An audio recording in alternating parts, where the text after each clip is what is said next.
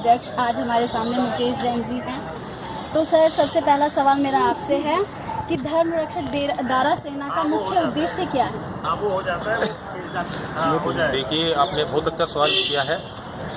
धर्म रक्षक श्री दारा सेना की स्थापना हमने सन 2000 में तब की थी जब हमारे धर्म रक्षक श्री दारा सिंह को उड़ीसा की पुलिस ने गिरफ्तार कर दिया था। और इसका लक्ष्य ये था कि दारा सिंह ने ग्राहम स्टैंस और उसके 2 बच्चों को जिंदा जलाकर जो धर्म की रक्षा की थी, उसी धर्म की रक्षा और स्थापना के लिए और हमारे स्वामी ओम जी के राम राज्य की स्थापना के लिए ही धर्म रक्षक श्री दारा सेना की स्थापना की गई है। और मुझे बड़ी खुशी है कि दारा सेना के जो राष्ट्रीय महामंत्री है स्वामी ओम जी, वो भी हमारे साथ में हैं। इसका मुख्य उद्देश्य यही है कि आज ये देश जिसको अंग्रेजों की गुलामी से मुक्ति मिली है, किंतु हमने बड़ी कुर्बानी देकर ये आज़ादी पाई है और वे अंग्रेज लोग आज भी हमारी इस आज़ादी को छीनने की साजिश में लगे हुए हैं। आज देश में जितना भी नक्सलवाद है, जितना भी आतंकवाद है, चाहे वो पूर्वोत्तर का ईसाई आतंकवाद हो, चाहे छत्तीसगढ़ का नक्सलवाद हो, इस सब के पीछे CIA लगी हुई है। और CIA का एक ही काम है, वो चाहती है कि पूर्वी और पूर्वोत्तर भारत को काटकर एक अलग ईसाई देश बनाने की उसकी बड़ी योजना चल रही है। और इस योजना में यही योजना है कि जैसे इन्होंने अभी हाल ही में 5 साल पहले सूडान को काट के दक्षिणी सूडान नाम का एक ईसाई देश बनाया है।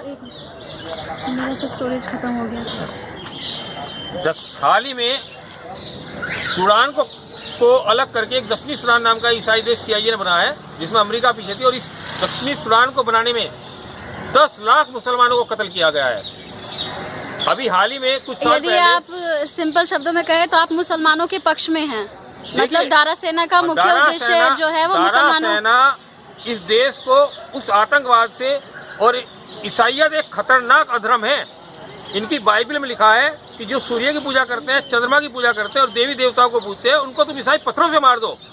इनकी बाइबल में लिखा है कि जिस भूमि को तुम ईसाइयों ने जीता है, उस भूमि में के रहने वाले मूल निवासी ऊंचे ऊंचे पहाड़ों पर, टीलों पर या किसी भांति के हरे भरे वृक्ष के तले जितने स्थानों पर अपने देवी देवताओं को पूजते हैं, उनको तुम ईसाई पूरी रीति से नष्ट करना, उनकी वेदियों को ढा देना, उनकी लाटों को तोड़ डालना, उनकी असेरा नाम की मूर्तियों में आग लगा देना, उनकी खुदी हुई मूर्तियों को काट के गिरा देना, ताकि उस देश से उनका नामो निशान तक मिट जाए।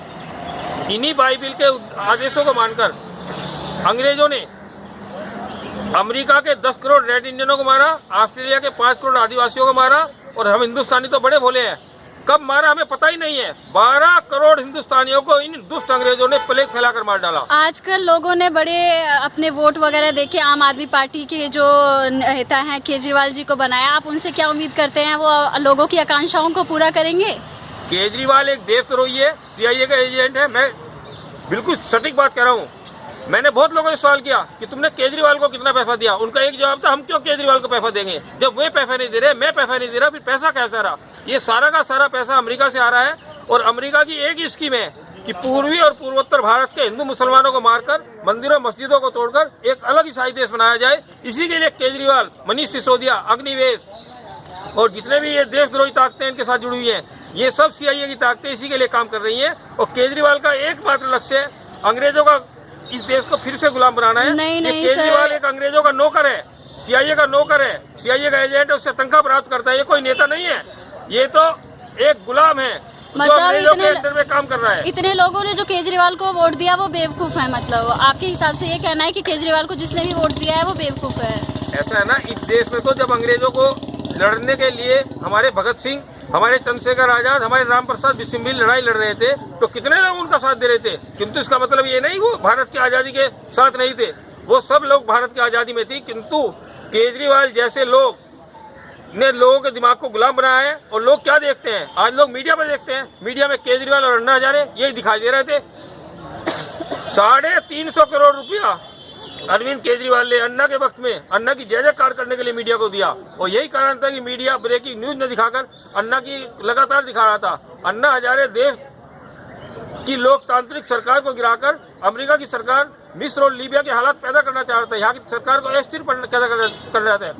ये बड़ी बात है कि हमने सरकार को सबसे पहले चेताया कि अन्ना की टीम में जितने भी लोग हैं, चाहे वो पीवी राजगोपाल हो, चाहे अग्निवेश हो, चाहे वो अखिल गोगोई हो, इनके बारे में हमने विवरण बताया कि अखिल गोगोई को 27 जून 2011 को असम के मुख्यमंत्री तरुण गोगोई का बयान है, वो उन्होंने कहा कि ये उल्फा का कट्टर आतंकवादी है। उल्फा एक ईसाई आतंकवादी गिरोह है।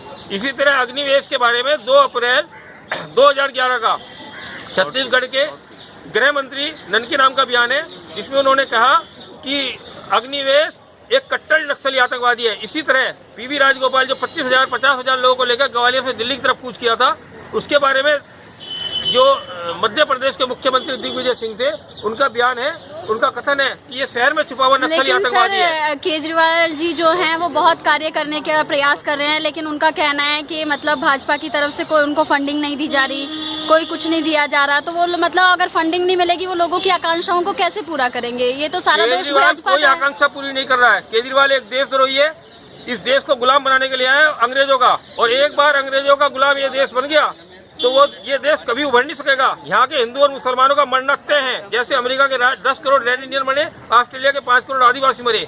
केजरीवाल जैसे देशद्रोहियों का खात्मा करना ये पूरे देश के नागरिकों का एक कर्तव्य है। मैं स्वामी जी से भी अनुरोध करूंगा, वो भी 2 शब्द बोले। जी स्वामी